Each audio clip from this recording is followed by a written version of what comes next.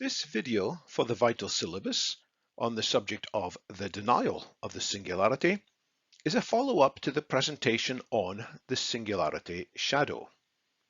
The singularity shadow provides part of the explanation as to why more people don't pay more serious attention to the remarkable prospect of the emergence of artificial superintelligence, ASI, also known as the technological singularity. People we can call singularity critics, people who are uncomfortable with the idea that an ASI might arise and totally transform the human condition in ways that could be profoundly positive but could also be deeply destructive. These singularity critics latch on to attitudes or statements from within the singularity shadow. These statements or attitudes include singularity timescale determinism, singularity outcome determinism, singularity hyping, singularity risk complacency, singularity term overloading, singularity anti-regulation fundamentalism, and singularity preoccupation. The singularity critics say, or think, perhaps subconsciously, that if singularity enthusiasts make these kinds of mistakes, then the whole idea of the singularity can be ignored or deprioritized. Now that's a bad error of reasoning. The arguments for taking the singularity seriously, the arguments for what the Vital Syllabus calls the singularitarian stance, hold up strongly, separately from the unfortunate and unhelpful confusion that is introduced by these shadow statements or attitudes. But what motivates at least some of the singularity critics is more than an error in reasoning. The additional motivation lies at the emotional, psychological, or ideological level. It is these other factors that motivate what can be called the denial of the singularity. That motivation, in turn, predisposes the critics to jump to the wrong conclusions when they listen to arguments about the singularity. Part of the human condition is a deep-rooted fear of our own extinction, an overwhelming apprehension regarding the end of our existence.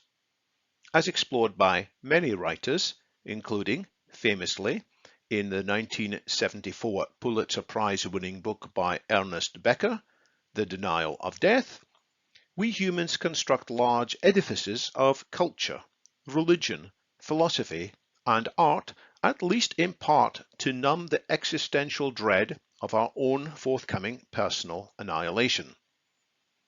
As it is with our personal extinction, so also it is with the potential extinction of the entire human species, or with the potential diminution of the importance of humanity, as we might be displaced by the emergence of an artificial superintelligence into a position of secondary or minor importance. At least some of the negativity shown by singularity critics towards the concept of the singularity likely reflects that fundamental fear, especially if these critics cannot perceive credible routes whereby humanity is uplifted by superintelligence rather than being subjugated by it. Therefore, critics look for ways to deny that humanity might be superseded or rendered basically irrelevant or annihilated. They want to cry out about the singularity. It's all nonsense. That predisposes these critics to look favorably on any arguments that appear to show that, for example, AI is systematically overhyped. It's not just individual products that are overhyped, but the entire field of AI. is much less capable than enthusiasts would like to claim.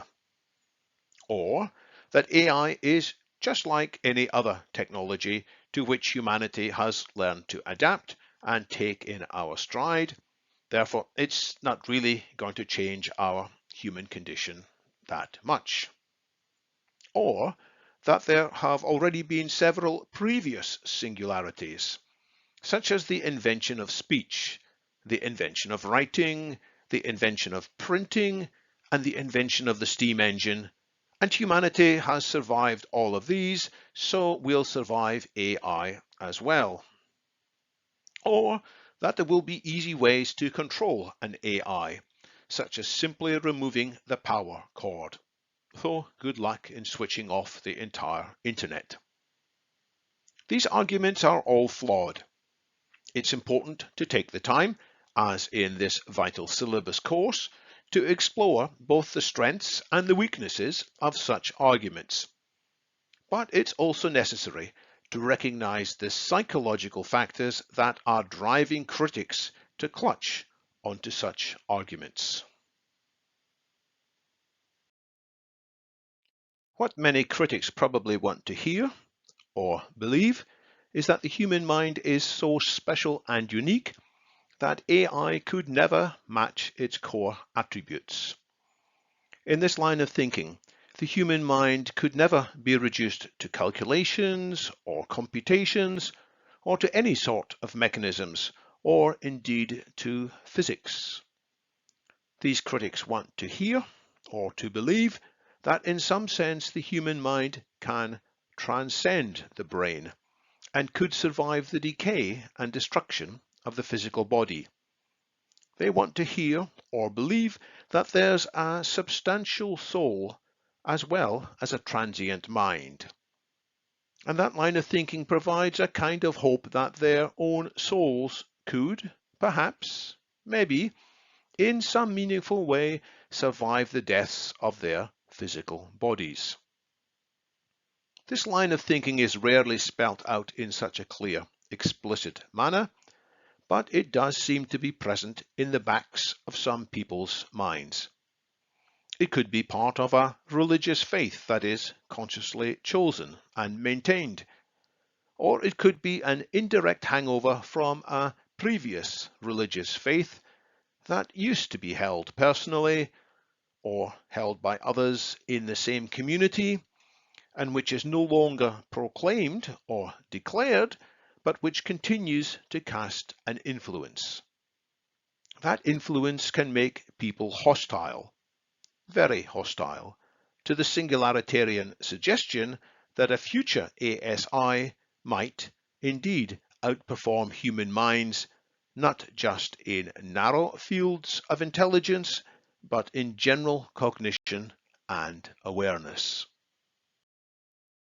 The denial of the singularity, therefore, arises, at least in part, from a deep fear of the extinction or subordination of humanity, and from a deep grasping for the human mind to be incapable of being matched by artificial mechanisms. To overcome this resistance, it's important to address these psychological characteristics. Happily, the Vital Syllabus highlights the beginning of a credible, engaging vision for how ASI can be steered to an outcome that will be profoundly positive for humanity.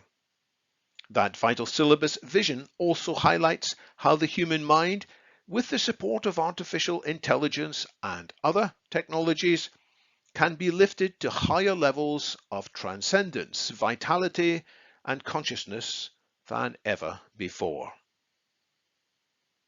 Of course, it's often dangerous when arguments are won on account of emotional appeal or because an attractive vision is presented. The argument needs to stand up rationally and objectively. We need to be able to assess the pros and cons of such arguments without our reasoning being subverted by our fears or desires. That's where a number of the top-level areas of the Vital Syllabus have very important roles to play.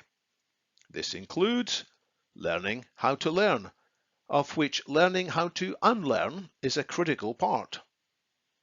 Collaboration, in which the mental shortcomings of each of us as individuals can be addressed through collective intelligence and the wise design of teams. Augmentation, in which technologies help to free our minds from cognitive biases. And emotional health, in which we can learn to overcome emotional pressures which would destabilize our thinking processes. Thank you for your interest in the Vital Syllabus.